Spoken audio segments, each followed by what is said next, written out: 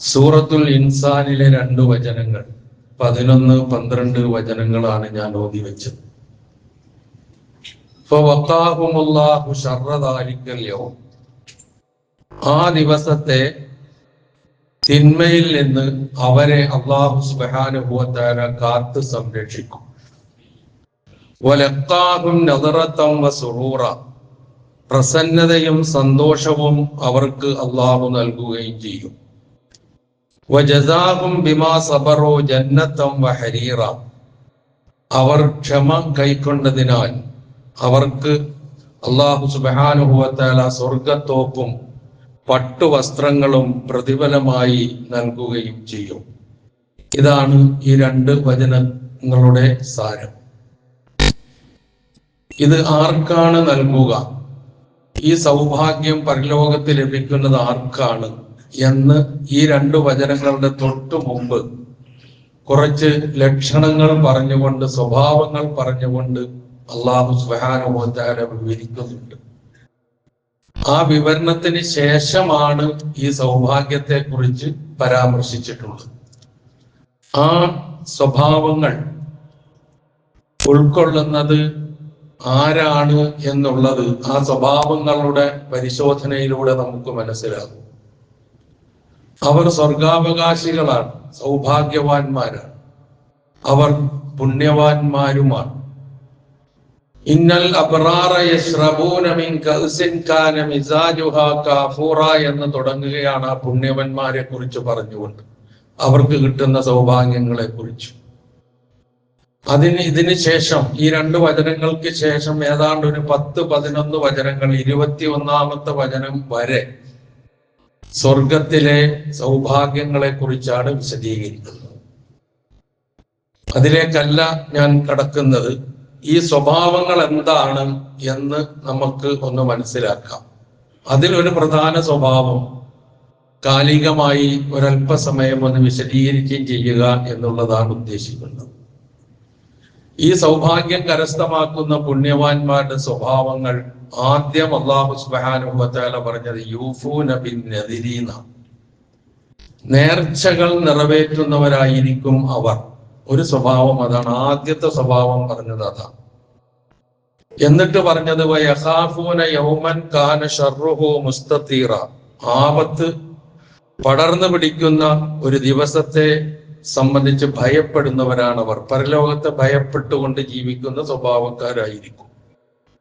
ഒപ്പം വയുത്ഇമൂന തആമ അലാ ഹുബ്ബിഹി മിസ്കീനം വയതീമൻ വഅസീറ, ഭക്ഷണത്തോട്, ആഹാരത്തോട് ഇഷ്ടവും സ്നേഹവും ഉള്ളതോടുകൂടി സാധുക്കൾക്കും അനാഥകൾക്കും ബന്ധനസ്ഥർക്കും ഭക്ഷണം നൽകുകയും ചെയ്യുന്നവരായിരിക്കും. ആ ഭക്ഷണം നൽകുന്നത് ഐഹിക ജീവിതത്തിലെ ഏതെങ്കിലും നേട്ടത്തിനോ താല്പര്യത്തിനോ ലക്ഷ്യത്തിനോ വേണ്ടിയല്ല.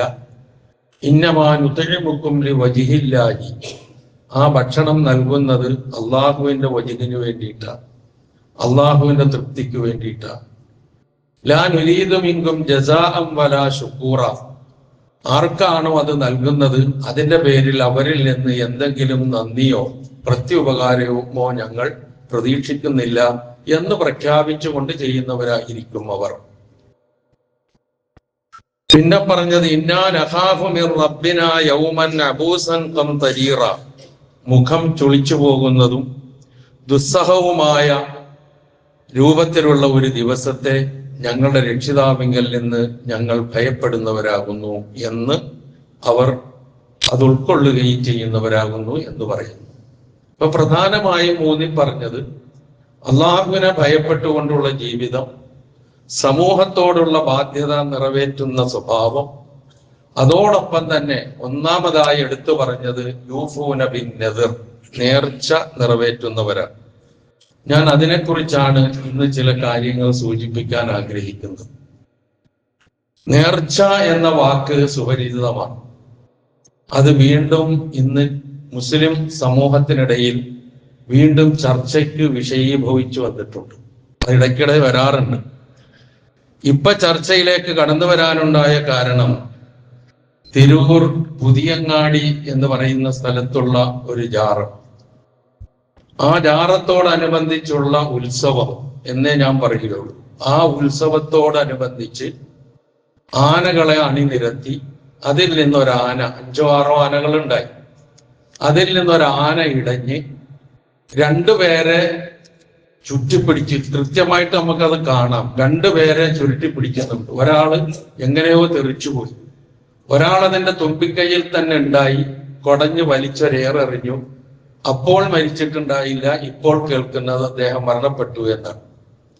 അപ്പൊ അങ്ങനെ ഒരു സംഭവം ഉണ്ടായപ്പോൾ ഒരു വേള ഇതിനെ നഖശിഖാന്തം എതിർക്കുന്ന ഈ ശൈലി ശരിയല്ല, ഈ പോക്ക് ശരിയല്ല എന്ന് പറയുന്നവർ, അത് പറയുമ്പോഴൊക്കെ അതിനെ വിമർശിക്കാൻ തിരിച്ചിരിക്കുന്നവരിൽ പലരും തന്നെ ഇത് ശരിയല്ല, ഇത് കച്ചവടമാണ്, ഇസ്ലാമികമല്ല എന്നൊക്കെ പറയുന്ന അവസ്ഥയിലേക്ക് എത്തുന്നു. അപ്പൊ നേർച്ച എന്ന് പറയുമ്പോൾ നമ്മുടെ മനസ്സിലേക്ക് ഓടിയെത്തുന്ന ഒരു ചിത്രമുണ്ട്. അതിപ്പറഞ്ഞതൊക്കെയാണ്. ഒരു ഉത്സവം, ആന എഴുന്നള്ളിക്കല്, ചെണ്ടമേളം, ശിങ്കാരിമേളം, വെടിക്കെട്ട്, ഇങ്ങനെയുള്ള കുറെ കാര്യങ്ങൾ ഉൾക്കൊണ്ടുകൊണ്ട് ആണും പെണ്ണും കൂടിക്കലർന്ന് യാതൊരു തരത്തിലുള്ള മറയുമില്ലാതെ കഴിച്ചുകൂട്ടുന്ന, ആഘോഷിക്കുന്ന ഒരു സന്ദർഭത്തെ കുറിച്ചാണ് നേർച്ച എന്ന് പറയുമ്പോൾ, നെതിർ എന്ന് പറയുമ്പോൾ നമ്മുടെ മനസ്സിൽ ഓടിയെത്തുന്നത്. അങ്ങനെ അറിയപ്പെടുന്ന കുറെ സ്ഥലങ്ങളുമുണ്ട്. ചാവക്കാട്, ചേറ്റുവ, അതുപോലെ തന്നെ വെളിയങ്കോട്, മണത്തല, ഇങ്ങനെ കുറെ പേരുകൾ അതിന്റെ കൂടെ ചേർത്ത് പറയുകയും കൂടി ചെയ്താൽ, കാഞ്ഞിരമറ്റവും കൂടി പറഞ്ഞാൽ എളുപ്പമായി. ഈ 14-ാം തീയതി വരാൻ പോവാണ് അവിടുത്തെ ഉറൂസ്. അപ്പൊ ഇതിലൊക്കെ ആനയുണ്ട്. ആന എഴുന്നള്ളിക്കലും ഈ പറയുന്ന കാര്യങ്ങളും ഒക്കെ ഏതായിരുന്നാലും ഇസ്ലാമിക സംസ്കാരമല്ല എന്ന് സമ്മതിച്ചുകൊണ്ട് തന്നെ ഈ ആഘോഷങ്ങൾ സംഘടിപ്പിക്കുകയാണ് സാധാരണ ചെയ്യുന്നത്. അതിന് മൗനാനുവാദം നൽകുന്നവരും അതിന് പ്രചോദനം നൽകുന്നതും പ്രേരിപ്പിക്കുന്നവരും ഒക്കെ ചെയ്യുന്നതും അങ്ങനെ തന്നെയാണ്. ഇത് ഇസ്ലാമികമല്ല, ശുദ്ധ ശിർക്കാണ്, ഹറാമാണ് എന്ന് വ്യക്തമാക്കി അതിന് അത്തരം കാര്യങ്ങൾക്ക് പ്രചോദനം നൽകി പല കാര്യങ്ങൾക്കും വേണ്ടി പ്രഭാഷണം നടത്തുന്ന ആളുകൾ വളരെ കൃത്യമായി ചെറുപ്പക്കാരെ വിളിച്ചുകൊണ്ട് ഇത്തരം അനീതികളെ എതിർക്കണം, ഇത്തരം അന്ധവിശ്വാസങ്ങളെ എതിർക്കണം, ഈ ഹറാമുകൾക്കെതിരെ നിലപാട് സ്വീകരിക്കണം എന്നൊക്കെ പറഞ്ഞു കൊടുക്കുന്നതൊക്കെ നമുക്ക് കേൾക്കാൻ കഴിയും. അതൊക്കെ ഒരു വശത്ത് നടക്കുന്നുണ്ടെങ്കിലും ഇത് വളരെ ഗംഭീരമായി നടക്കുകയും ചെയ്തു. ഇങ്ങനെ ഒന്നും നടന്നില്ല എങ്കിൽ ഇവിടെ ഇസ്ലാമില്ല, മുസ്ലിമീങ്ങളുമില്ല എന്നുള്ള ഒരു അവസ്ഥയിലേക്ക് കാര്യങ്ങൾ നീങ്ങിക്കൊണ്ടിരിക്കുന്നു. അതുകൊണ്ട് തന്നെ എന്താണ് ഇസ്ലാം പഠിപ്പിക്കുന്ന നേർച്ച, അത് നമ്മളൊന്ന് മനസ്സിലാക്കേണ്ടതുണ്ട്, ചിന്തിക്കേണ്ടതുണ്ട്. അതിൽ ആദ്യം തന്നെ പറഞ്ഞത് പരലോകത്ത് സൗഭാഗ്യം നേടുന്ന ഉന്നതമായ സ്വർഗവും പട്ടുവസ്ത്രങ്ങളും, പിന്നെ തുടർന്ന് കുറെ വർണ്ണനകളുണ്ട്. അതൊക്കെ നേടുന്ന ആൾക്കാരുടെ സ്വഭാവങ്ങളിൽ ആദ്യം പറഞ്ഞത് നേർച്ച നിറവേറ്റുന്നവര് എന്നാണ്. അപ്പൊ അങ്ങനെ ഒന്ന് ഇസ്ലാമിൽ ഉണ്ട് എന്നുള്ള കാര്യം ഉറപ്പാണ്. അതുകൊണ്ടാണല്ലോ അങ്ങനെ പറയുന്നത്. അപ്പൊ അതെന്താണ്? അത് ഈ കാട്ടിക്കൂട്ടുന്ന പേക്കൂത്തുകളാണോ? ഈ വർഷത്തിൽ ഒരിക്കൽ, ഇപ്പൊ അതിന്റെ സീസണാണ്. ഏതെങ്ങോട്ട് ഇപ്പൊ പ്രത്യേകിച്ച് നമ്മൾ തീരദേശ റോഡ് വഴി ഒന്ന് യാത്ര ചെയ്താൽ നമുക്ക് അത് കൃത്യമായി കാണാൻ കഴിയുമ്പോൾ ഓരോ സ്ഥലങ്ങളിലെ ഈ ആഘോഷം.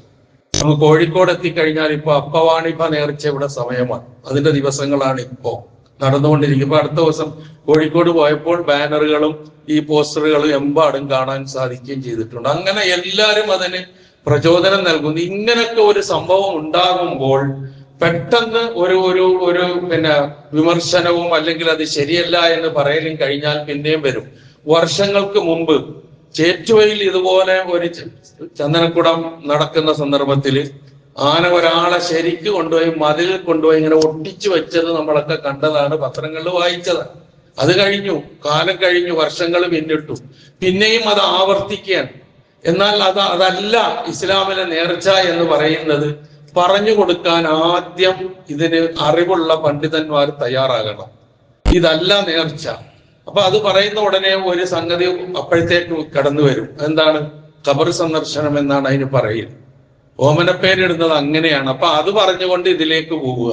എന്താണ് ഖബർ സന്ദർശനം? ഖബർ സന്ദർശനം ആന എഴുന്നള്ളിക്കല, ഖബർ സന്ദർശനം ചെണ്ടമേളം നടത്തല. നമ്മുടെ ഈ പള്ളിയുടെ മുമ്പിലൂടെ എങ്ങാനും അന്യമതസ്ഥരായ സഹോദരന്മാർ ഒരു ചെണ്ടയും കൊട്ടി പോയാൽ നമ്മളുടെ ഈമാൻ തിളക്കും, വിറയ്ക്കും നമ്മളൊക്കെ. എന്നാലും പള്ളിയുടെ മുമ്പിൽ വന്നപ്പോ അവർക്കൊന്നും നിർത്താൻ കഴിഞ്ഞില്ലല്ലോ. നമ്മൾ ചെയ്യുന്നത് പള്ളിയുടെ ഗ്രൗണ്ടിന്റെ ഉള്ളിലാണ് ചെണ്ട മുട്ടുന്നത്. ശിങ്കാരിമേള നടത്തുന്നത് പള്ളിയുടെ ഗ്രൗണ്ടിന്റെ ഉള്ളിലാണ്. ഇതിനെന്താ മറുപടി പറയുക?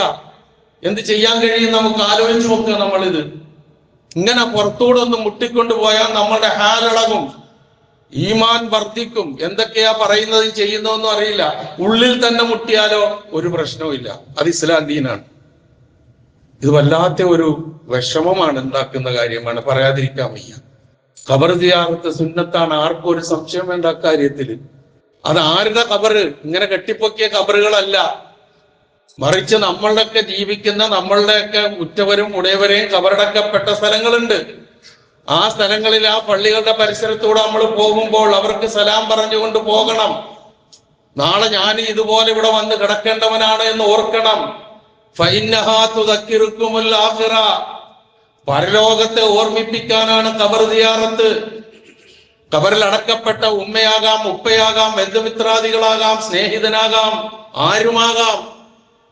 അവരെ കൊണ്ടുപോയി ഖബറടക്കിയ ഖബറുകളുടെ അരികെ നമ്മൾ ഇങ്ങനെ പോകുമ്പോൾ, പടച്ചവനെ എന്റെ ജ്യേഷ്ഠൻ, പടച്ചവനെ എന്റെ വാപ്പ, പടച്ചവനെ എന്റെ ഉമ്മ, ഇതിന്റെ ഉള്ളിലാണല്ലോ ഞാനും പോകണമല്ലോ. എന്റെ ഉമ്മാക്ക് പുറത്തു കൊടുക്കേണ്ട, വാപ്പാക്ക് പുറത്തു കൊടുക്കേണ്ട, ഇക്കാക്ക് പുറത്തു കൊടുക്ക് റബ്ബേ എന്ന് പറഞ്ഞ് പ്രാർത്ഥിച്ച് ഖബർ സന്ദർശിക്കുന്നതിന് ഇവിടെ ആരും എതിര് പറയുന്നില്ല. അത് സുന്നത്താണ്, റസൂല് പഠിപ്പിച്ചതാ. പക്ഷേ ഖബറുകൾ കെട്ടിപ്പൊക്കി ഇതുപോലെ ഉറൂസും ചന്ദനക്കുടവും ആണ്ട് നേർച്ചയും ഒക്കെ നടത്തുന്ന രൂപത്തിലുള്ള ഒരു സമ്പ്രദായം ഇസ്ലാം പഠിപ്പിച്ചു തന്നിട്ടില്ല. ഒരു പുണ്യവും അക്കാര്യത്തിൽ നമുക്ക് കാണാനും കഴിയില്ല. ഇസ്ലാമിൽ നെദർ എന്ന് പറഞ്ഞാൽ ഒരു ഇബാദത്താണ്. അവിടെയാണ് നമ്മൾ മനസ്സിലാക്കേണ്ടത്. ഒരു ആരാധനാ കർമ്മമാണ്. എന്താണ് നേർച്ച? നേർച്ച എന്ന് പറഞ്ഞാൽ ഒരു ഐച്ഛികമായ കാര്യം സ്വയം നിർബന്ധമാക്കി നിശ്ചയിക്കുന്നതിനാണ് നേർച്ച എന്ന് പറയാം. ഇപ്പൊ ഉദാഹരണത്തിന് റമദാനിൽ പള്ളിയിൽ എഴുത്തിക്കാഫ് ഇരിക്കൽ ഐച്ഛികമായ കാര്യമാണ്, സുന്നത്തായ കാര്യമാണ്, പ്രതിഫലാർഹമായ കാര്യമാണ്. ആ സുന്നത്തായ കാര്യം ഞാൻ തീരുമാനിക്കുകയാണ്, പ്രഖ്യാപിക്കുകയാണ്, അടുത്ത റമദാനിലെ അവസാനത്തെ 10 മുഴുവൻ ഞാൻ പള്ളിയിൽ എഴുത്തിക്കാഫ് ഇരിക്കും എന്ന് പറഞ്ഞാൽ അത് നിർബന്ധമായത് നേർച്ചയാണ്. അതുപോലെ തിങ്കളാഴ്ചയും വ്യാഴാഴ്ചയും നോമ്പനുഷ്ഠിക്കൽ സുന്നത്താണ്, ഐച്ഛികമാണ്. ഒരാൾ ഇനി എല്ലാ തിങ്കളാഴ്ചകളിലും ഞാൻ നോമ്പനുഷ്ഠിക്കൽ സ്വയം നിർബന്ധമാക്കുന്നു, അല്ലെങ്കിൽ ഞാൻ അങ്ങനെ തീരുമാനിക്കുന്നു എന്ന് പറഞ്ഞാൽ അത് നെതിറായി, നേർച്ചയായി. അത് വീട്ടിയേ പറ്റൂ. യൂഫൂന ബിൻ നദിർ, ആ നേർച്ച വീട്ടുന്നതിനെ പറ്റിയാ പറഞ്ഞത്. അല്ലാതെ ഈ പേര് പറയപ്പെട്ട സ്ഥലങ്ങളിൽ നടത്തപ്പെടുന്ന ഈ പേക്കൂത്തുകൾ ചെയ്യുന്നവരെന്നല്ല യൂഫൂന ബിൻ നദിരിയുടെ അർത്ഥം. ഈ പറഞ്ഞതുപോലെയുള്ള ഒരു ഐച്ഛികമായ കാര്യം സ്വയം നിർബന്ധമാക്കി നിശ്ചയിക്കലാണ് നെതിർ. ആ നെതിർ ചെയ്തു കഴിഞ്ഞാൽ, നേർച്ച ചെയ്തു കഴിഞ്ഞാൽ വീട്ടിയേ പറ്റൂ. മറിയം ബീവിയുടെ ചരിത്രമൊക്കെ നമുക്ക് അറിയാമല്ലോ. അധികം വൈകാതെ മുമ്പ് വിശദീകരിച്ചതാണ്. അവിടെ എന്താണ് ഇമ്രാന്റെ ഭാര്യ പറഞ്ഞത്? ഇന്നി നദർതുലക മാഫി ബത്നി മുഹററൻ ഫതഖബ്ബൽ മിന്നി ഇന്നക അൻതസ് സമീഉൽ അലീം. അതാണ് നെതിർ. ഞാൻ എന്റെ പള്ളയിലുള്ളതിനെ നിനക്ക് വേണ്ടി നേർച്ചയാക്കുന്നു. അപ്പോഴാണ് പ്രസവിച്ചു നോക്കുമ്പോൾ പെൺകുട്ടിയായതും മറിയമെന്ന് പേരിട്ടതും അവിടെ കൊണ്ടുപോയി സക്കരിയ നബി ഏൽപ്പിച്ചതുമായ ചരിത്രം, ഈസാ നബിയുടെ ജനനം, ഇതൊക്കെ നമ്മൾ ഈ അടുത്ത ദിവസങ്ങൾ ചർച്ച ചെയ്ത് വിശദീകരിക്കുന്നില്ല. അതാണ് ഇസ്ലാമിലെ നേർച്ച എന്ന് പറഞ്ഞാൽ നിർബന്ധമായി കഴിഞ്ഞു, വീട്ടിയേ പറ്റൂ. അതാണ് യൂഫൂന ബിൻ നദിർ. അതുപോലെ തന്നെ വിശുദ്ധ ഖുർആൻ പറയുന്നുണ്ട്, വമാ അൻഫഖ്തും മിൻ നഫഖത്തിൻ ഔ നദർതും മിൻ നദിരിൻ വഇന്നല്ലാഹ യഅലമുഹു വമാ ലിദ്ദാലിമീന മിൻ അൻസാർ. സൂറത്തുൽ ബഖറയിലെ 270-ാമത്തെ വചനം. വമാ അൻഫഖ്തും മിൻ നഫഖത്തിൻ, നിങ്ങൾ എന്തൊന്ന് ചെലവഴിക്കുന്നുവോ, ഔ നദർതും മിൻ നദിരിൻ, അല്ലെങ്കിൽ നിങ്ങൾ എന്തൊന്ന് നേർച്ചയാക്കുന്നുവോ, ഫഇന്നല്ലാഹ യഅലമു, അല്ലാഹു അതറിയും. വമാ ലിദ്ദാലിമീന മിൻ അൻസാർ, അക്രമികൾക്ക് സഹായികളായ ആരും തന്നെ ഇല്ല. ഇപ്പൊ ചെലവഴിക്കുന്നതിനെ കുറിച്ച്, ഇൻഫാഖിനെ കുറിച്ച്, അള്ളാഹുവിന്റെ തൃപ്തി ലക്ഷ്യം വെച്ചുകൊണ്ട് ധനം ചെലവഴിക്കുന്നതിനെ കുറിച്ച് പറഞ്ഞ ഉടനെ തന്നെയാണ് ഔ നദർതും നദിറൻ ഔ നദർതും മിൻ നദിരിൻ എന്ന് പറഞ്ഞത്. നിങ്ങൾ എന്തൊരു നേർച്ച നേർന്നാലും അതാണ് യൂഫൂന ബിൻ നദിർ. ആ നേർച്ച വീട്ടിയേ പറ്റൂ. അത് വിശ്വാസികളുടെ, പുണ്യവാന്മാരുടെ, പരലോകത്ത് സ്വർഗം ലഭിക്കുന്നവരുടെ ഒരു സ്വഭാവമായിട്ടാണ് എടുത്തു പറഞ്ഞിട്ടുള്ളത്. നല്ല കാര്യത്തിലും അള്ളാഹുവിനുള്ള അനുസരണത്തിലും മാത്രമേ നേർച്ചയാക്കാൻ പാടുള്ളൂ. അതാണ് നബി സല്ലല്ലാഹു അലൈഹി വസല്ലമ പഠിപ്പിച്ചത്. ആയിഷ റളിയല്ലാഹു അൻഹ പറയുകയാണ്, നബി സല്ലല്ലാഹു അലൈഹി വസല്ലമ പറഞ്ഞു, മൻ നദറ അൻ യുതീഅ അല്ലാഹ ഫൽയുതിഉഹു. അല്ലാഹുവിനെ അനുസരിക്കാൻ ആരെങ്കിലും നേർച്ചയാക്കിയാൽ അത് അവൻ അനുസരിക്കണം. വമൻ നദറ അൻ യഅസിയഹു ഫലാ യഅസിഹി. എതിര് പ്രവർത്തിക്കാനും ധിക്കാരം പ്രവർത്തിക്കാനുമാണ് നേർച്ചയാക്കുന്നതെങ്കിൽ അത് ചെയ്യരുത് എന്നാ. ഈ രണ്ടാമത് പറഞ്ഞ ഗണത്തിൽ പെടുന്നതാണ് ഈ പേക്കൂത്തുകൾ, നേർച്ചയുടെ പേരിൽ നടക്കുന്ന പേക്കൂത്തുകൾ മുഴുവനും. അള്ളാഹുവിന്റെ റസൂലിന്റെ ചര്യയിലില്ല, പഠിപ്പിച്ചു തന്നിട്ടില്ല, വിശുദ്ധ ഖുർആന്റെ നിർദ്ദേശമില്ല. തനിച്ച ശിർക്കും കുഫറും അതുപോലെ തന്നെ ഹറാമുമായി തീരുന്ന സംഗതി. അതാണ് ഇസ്യാൻ എന്ന് പറഞ്ഞത്, എതിര് പ്രവർത്തിക്കുക എന്ന് പറഞ്ഞത് അതാണ്. അതുപോലെ തന്നെ അള്ളാഹു അല്ലാത്തവരുടെ പ്രീതിക്കായി നേർച്ച, അത് വിരോധിക്കപ്പെട്ട കാര്യമാണ്. അത് ഏത് ശൈഖന്മാരുടെ പേരിലായിരുന്നാലും ശരി, ഏത് മക്ബറയിലേക്കായിരുന്നാലും ശരി, അള്ളാഹു അല്ലാത്തവർക്ക് നേർച്ചയാക്കുക എന്നുള്ളത് ശിർക്കാണ്, സംശയമില്ലാത്ത ശിർക്കാണ്. എന്തേ കാരണം? ഒരു സംശയം വേണ്ട ആർക്കും. എന്തേ കാരണം? ഇബാദത്താണ് നേർച്ച. ഇബാദത്തിന് അർഹൻ ആരാണ്? അള്ളാഹു മാത്രം. അപ്പൊ അള്ളാഹു അല്ലാത്തവർക്ക് ചെയ്താൽ ക്ലിയറല്ലേ കാര്യം? അതല്ലേ ലാ ഇലാഹ ഇല്ലല്ലാഹ് പഠിപ്പിക്കുന്ന സംഗതി. അപ്പൊ അതിന് വിരുദ്ധമായി പോകുന്നു എന്നർത്ഥം ഇതിനെ കുറിച്ച്. അതാണ് ഇന്നല്ലാഹ ലാ യഗ്ഫിറു അൻ യുശ്റക ബിഹി വയഗ്ഫിറു മാ ദൂന ദാലിക ലിമൻ യശാ. ഖുർആന്റെ അലംഘനീയമായ പ്രഖ്യാപനം. അള്ളാഹുവിൽ പങ്കു ചേർക്കുന്നതും പൊറുക്കൂല. ഇന്നല്ലാഹ, തീർച്ചയായും അല്ലാഹു ലാ യഗ്ഫിറു അൻ യുശ്റക ബിഹി, അവനോട് ശിർക്ക് വെക്കുന്നത് അവൻ പൊറുക്കുകയില്ല.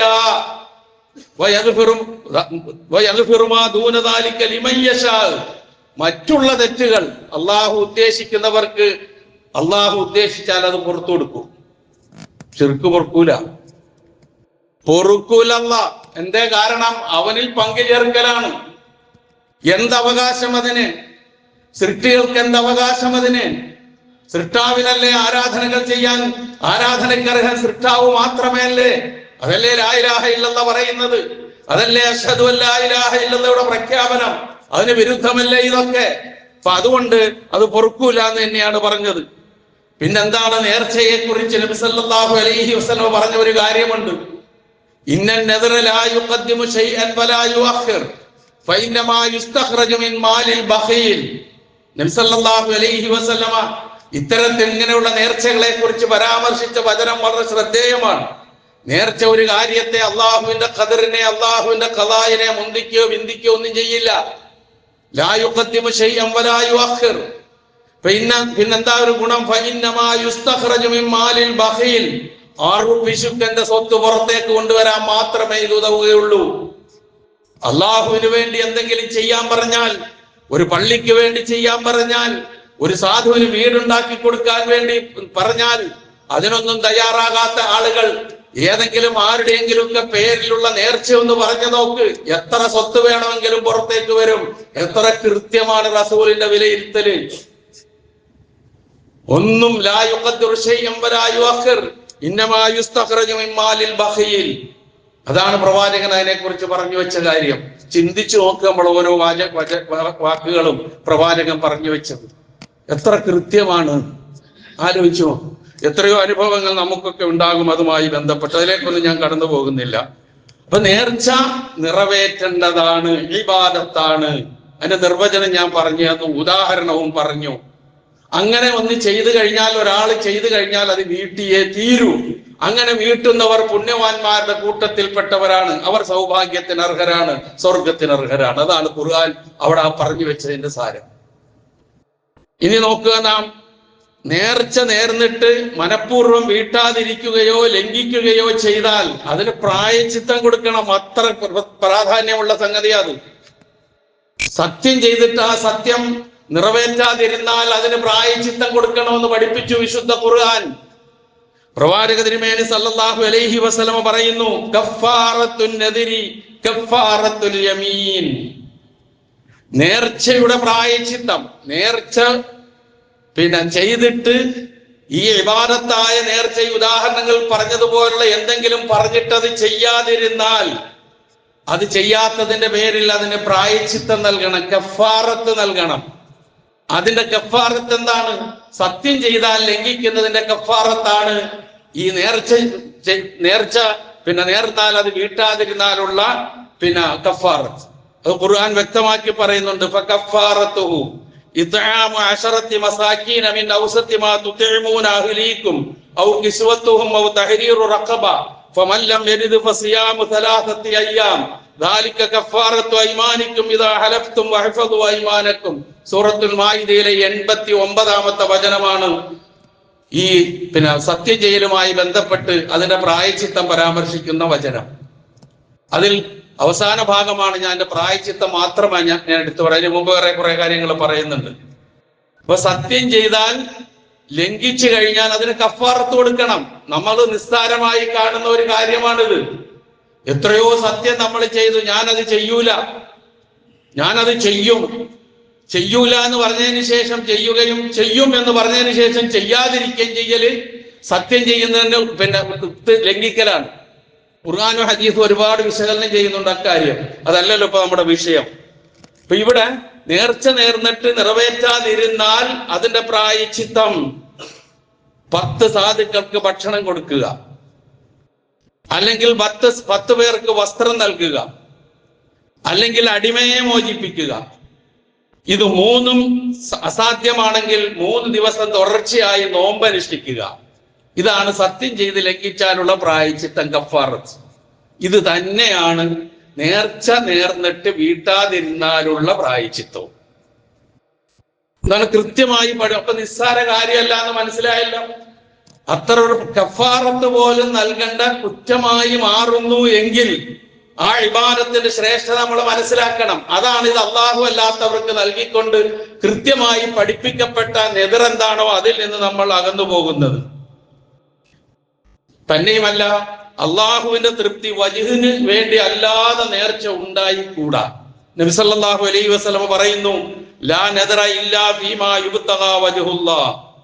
അള്ളാഹുവിന്റെ തൃപ്തി കാക്ഷിച്ചുകൊണ്ടല്ലാതെ നേർച്ചയില്ല. അപ്പൊ പിന്നെ ബാക്കിയുള്ളവർക്ക് നേർന്നാൽ സംഗതി പോയില്ലേ, കളത്തുനിന്ന് പുറത്തായി. ഇതാണ് സംഗതി. അതുപോലെ വലാ യമീന ഫീ ഖത്തിയത്തി റഹിം, കുടുംബ ബന്ധം മുറിക്കുന്നത് പോലുള്ള കാര്യങ്ങൾ വെച്ച് സത്യം ചെയ്യാനും പാടില്ല. ഇത് രണ്ടും ഒരുമിച്ചാ പറഞ്ഞത്. അതുകൊണ്ട് തന്നെയാണ് സത്യം ചെയ്യുന്നതിന്റെ കഫാറത്ത് നെതിറിന്റെ കഫാറത്തായിട്ട് നബി സല്ലല്ലാഹു അലൈഹി വസല്ലം പഠിപ്പിച്ചു തന്നത്. അപ്പൊ അള്ളാഹു അല്ലാത്തവർക്കുള്ള നേർച്ച അതിൽപ്പെട്ടതാണ് നേരത്തെ ആമുഖത്തിൽ ഞാൻ സൂചിപ്പിച്ചതുപോലുള്ള കാര്യങ്ങൾ.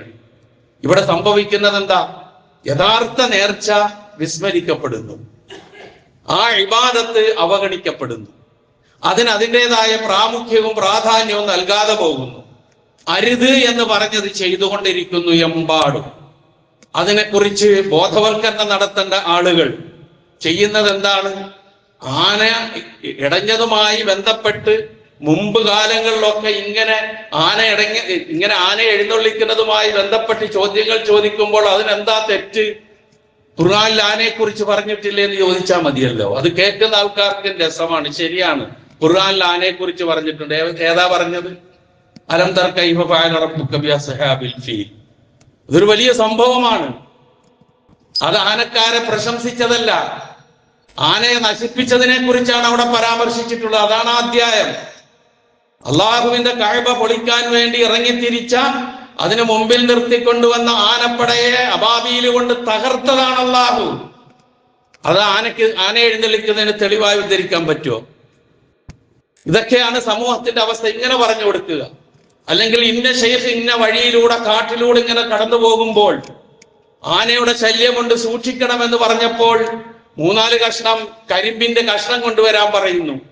ആ കരിമ്പിന്റെ കഷ്ണവുമായി ആളുകൾ വരുന്നു, കരിമ്പും കഷ്ണമായിട്ട് മുന്നോട്ട് നീങ്ങുന്നു. ആന ആക്രമിക്കാൻ വന്നപ്പോൾ ആനയ്ക്കൊക്കെ ഓരോ കരിമ്പും കഷ്ണം കൊടുത്ത് ആനയെ പിരിച്ചയക്കുന്നു എന്നൊക്കെ പറഞ്ഞാൽ വല്ല കഥ പറയുന്നത് പോലെ നമുക്ക് കേൾക്കാൻ പറ്റും.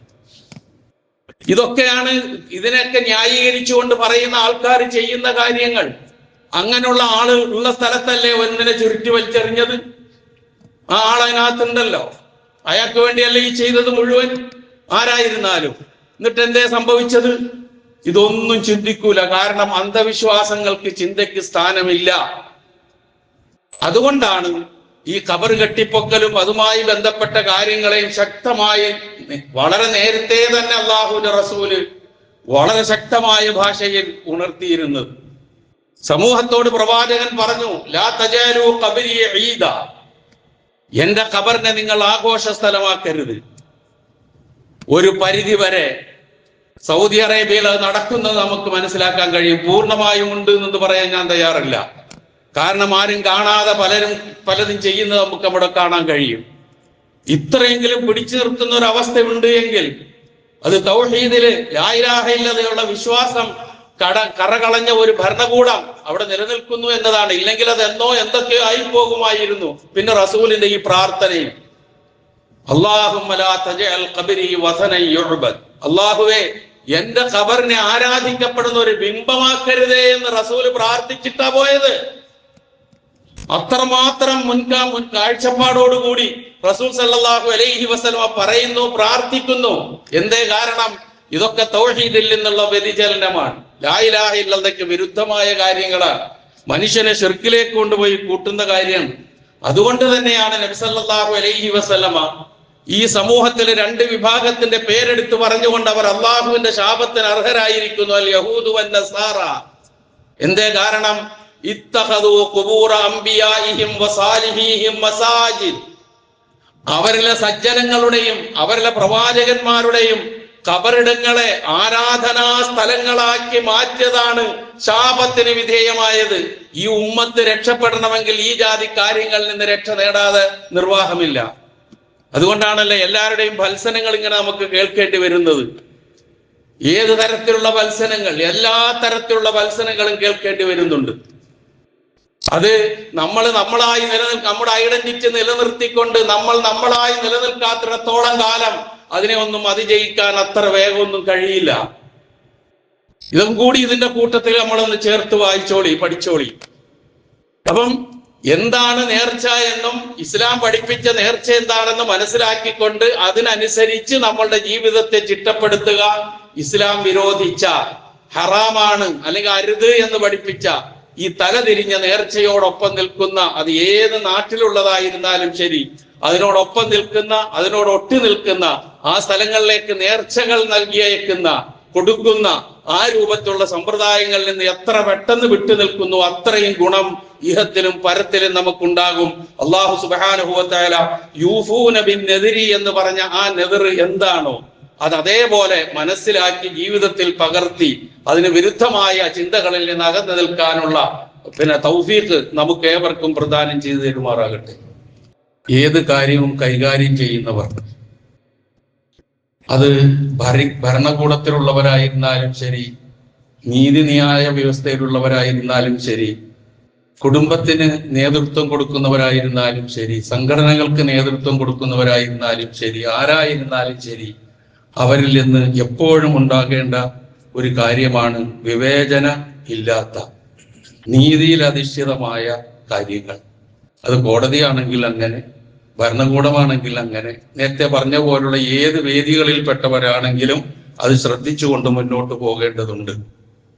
അപ്പൊ ആ കാര്യം ആമുഖമായി ഞാൻ സൂചിപ്പിക്കുന്നത്, ഇപ്പൊ നമ്മളുടെ നാട്ടില് ഇഷ്ടപ്പെടാത്തവരുടെ പേരിൽ കേസ് കൊടുക്കുക, കേസെടുക്കുക, തുറുങ്കിലടയ്ക്കുക, ഇഷ്ടമുള്ളവർ എന്ത് ചെയ്താലും അത് എങ്ങനെ അഴിഞ്ഞാടിയാലും ഒരു പ്രശ്നമില്ലാത്ത അവസ്ഥ ഉണ്ടാകുക. പ്രത്യേകിച്ച് മുസ്ലിം നാമധാരികളായ ആൾക്കാരാണ് എങ്കിൽ, മുസ്ലിം പേരുള്ളവരാണെങ്കിൽ എല്ലാം വളരെ പെട്ടെന്നായിരിക്കും കാര്യങ്ങളുടെ പോക്ക്, ഒരു താമസവും ഉണ്ടാവില്ല. ബാക്കി വല്ലവരുമാണെങ്കിൽ തിരിഞ്ഞും കൂടെ നോക്കാൻ ആരും ഉണ്ടാവില്ല. അപ്പൊ നമ്മൾ നോക്കുക, ഇപ്പം ഒരു മനുഷ്യൻ കുറെ കാലമായി മുസ്ലിമീങ്ങളെ ഇങ്ങനെ തെറി പറഞ്ഞുകൊണ്ടേയിരിക്കുക. 2022 ഏപ്രിൽ മാസത്തിൽ അദ്ദേഹം 2-3 വാചകങ്ങൾ മുസ്ലിങ്ങളെ കുറിച്ച് പറഞ്ഞു. അന്ന് ചെയ്യേണ്ടത് ചെയ്തിരുന്നുവെങ്കിൽ ഇപ്പൊ ഈ രൂപത്തിൽ പറയുമായിരുന്നില്ല എന്ന് പറയേണ്ടി വരും.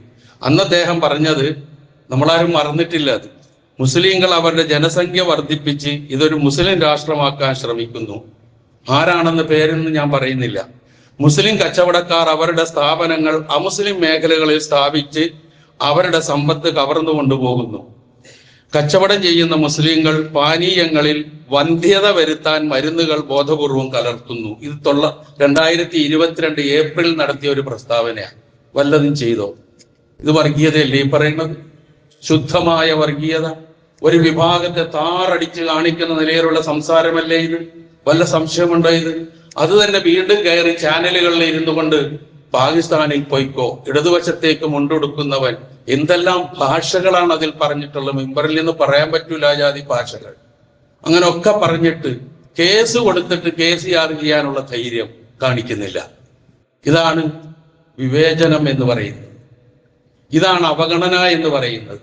ഇപ്പൊ നമ്മൾ സാധാരണ ഇത്തരം കാര്യങ്ങൾ UP-യിലും അതുപോലെ തന്നെ വടക്കേ ഇന്ത്യൻ സംസ്ഥാനങ്ങളിലൊക്കെ ഉണ്ടാകുമ്പോൾ നമ്മൾ ഇവിടെ നിന്ന് സംസാരിക്കാറുണ്ട്. സാധാരണ ഭരണകൂട ഭീകരത, വിവേചനം, ഇങ്ങനെയുള്ള അനീതി, ഇങ്ങനെയുള്ള കാര്യങ്ങൾ ഇത് നടക്കുന്നത് നമ്മുടെ ഈ നാട്ടിലാണ്. ഉണ്ടാകാൻ പാടില്ലാത്ത ഒരു സംഭവമാണ്. ഇങ്ങനെയുള്ള ആളുകളെ നിലക്ക് നിർത്താൻ കഴിഞ്ഞില്ല എങ്കിൽ ഈ നാട് മറ്റെല്ലാ സംസ്ഥാനങ്ങളെയും അപേക്ഷിച്ച് ഏറ്റവും നല്ല സൗഹാർദ്ദതയിലും മനുഷ്യർ തമ്മിലുള്ള നല്ല ബന്ധങ്ങളും അരക്കിട്ടുറപ്പിച്ചുകൊണ്ട് മുന്നോട്ട് പോകുന്നതിന് വലിയ വിള്ളലുകൾ ഇപ്പോൾ തന്നെ കുറേശ്ശെ ഉണ്ടായി വരുന്നുണ്ട്. ഇതിനെക്കുറിച്ച് ബോധമുള്ള ആൾക്കാർ ചിന്തിക്കുകയും ഇത് ചെയ്യേണ്ട കാര്യങ്ങൾ ചെയ്തുകൊണ്ട് മുന്നോട്ട് പോവുകയും വേണം. ആരെയും കുറ്റപ്പെടുത്താൻ ഞാൻ തയ്യാറല്ല. പക്ഷെ ചെയ്യേണ്ടത് ചെയ്തില്ല എങ്കിൽ വലിയ വില പിന്നീട് നൽകേണ്ടി വരും. അതാണ് ചരിത്രം നമുക്ക് പറഞ്ഞു തന്നിട്ടുള്ളത്. ഇത്തരം അങ്ങനെയുള്ള കാര്യങ്ങൾ, ശുദ്ധവർഗീയത, കേരളത്തിലെ മുസ്ലിം സമൂഹത്തെ ഇന്ത്യയിലേന്നാണ് പ്രയോഗം. ഒരൊറ്റ മുസ്ലിമും വർഗീയവാദിയായിട്ടില്ലാതില്ല എന്നാണ്. എല്ലാ മുസ്ലിങ്ങളും വർഗീയവാദിയാണെന്നാണ്. ഇപ്പൊ ചിലപ്പോ മറ്റു ചില ആൾക്കാരുടെ പ്രയോഗം ഈ ഇവിടെ പ്രവർത്തിച്ചുകൊണ്ടിരിക്കുന്ന ഏതെങ്കിലും 1, 2, 3 മുസ്ലിം സംഘടനകളുടെ പേര് പറഞ്ഞുകൊണ്ട് അവരിലൂടെ മുസ്ലിം ഉമ്മത്തിനെ ഒന്നടങ്കം വർഗീയവാദികളാക്കാൻ ശ്രമിക്കുമ്പോൾ ഇത് നേർക്ക് നേരെ എല്ലാവരും, ഒരാൾ പോലുമില്ല എന്നാ പറയുന്നത്. അത് നിങ്ങൾക്ക് കേട്ടാൽ മനസ്സിലാവും. അത് ഈ ജാതി പറഞ്ഞ ആൾക്കാരെയൊക്കെ തോളിലേറ്റിക്കൊണ്ട് നടക്കുക, ഒരു കേസ് പോലും എടുക്കാൻ തയ്യാറാകാതിരിക്കുക എന്നൊക്കെ പറഞ്ഞാൽ വലിയ വിഷമമുണ്ട്. ഈ നാട് ഭരിക്കുന്നവർ ഇക്കാര്യം ഗൗരവത്തോടു കൂടി കാണണം. ഇവിടുത്തെ സൗഹാർദ്ദാന്തരീക്ഷം, മതേതര സ്വഭാവം, മതനിരപേക്ഷത തകർക്കുന്ന നിലയിലുള്ള നീക്കങ്ങൾ ഉണ്ടാകാതിരിക്കാനുള്ള എല്ലാ ശ്രമങ്ങളും നമ്മളൊക്കെ നമ്മുടെ ഭാഗത്ത് നിന്നൊക്കെ എത്രയാ ക്ഷമയും വിട്ടുവീഴ്ചയും നമ്മൾ ചെയ്തു കൊടുക്കുന്നത്. എന്തെല്ലാം കേട്ടിട്ടും അങ്ങനെ തന്നെ നമ്മൾ പോയാൽ മതി. കാരണം നമുക്ക് വേണ്ടി സംസാരിക്കാൻ വേറെ ആൾക്കാർ വരും, ഒരു സംശയം വേണ്ട. പക്ഷെ ഇങ്ങനൊക്കെ പറയുകയും ചെയ്യുമ്പോൾ ഒരു സമൂഹത്തെ ഒന്നടങ്കം ഈ പാകിസ്ഥാനിൽ പോകാൻ പറയാൻ ഇവർക്ക് എന്താ അവകാശം? ഈ നാടിന്റെ സ്വാതന്ത്ര്യത്തിന് വേണ്ടി ജീവൻ കൊടുത്തവരുടെ പിന്മുറക്കാരാണ് നമ്മൾ, രക്തം കൊടുത്തവരുടെ, എല്ലാം സമർപ്പിച്ചവരുടെ. ഇവിടെ ജനിച്ചെങ്കിൽ ഇവിടെ തന്നെ ജീവിക്കും, ഇവിടെ തന്നെ മരിക്കും, ഇവിടുത്തെ മണ്ണിൽ അരിഞ്ഞു ചേരും. ഇവിടെയാണ് മരിക്കുന്നതെങ്കിൽ അതിനൊന്നും ആരുടെയും ഒത്താശ ആവശ്യമില്ല. പക്ഷെ ഇത്തരം പരാമർശങ്ങൾ കണ്ടില്ല എന്ന് നടിക്കുന്നത് ഭരണകൂടത്തിന് നല്ലതല്ല എന്നുള്ളത് പറയാതിരിക്കാൻ വയ്യ. അതുകൊണ്ടൊന്ന് പറഞ്ഞു എന്ന് മാത്രം.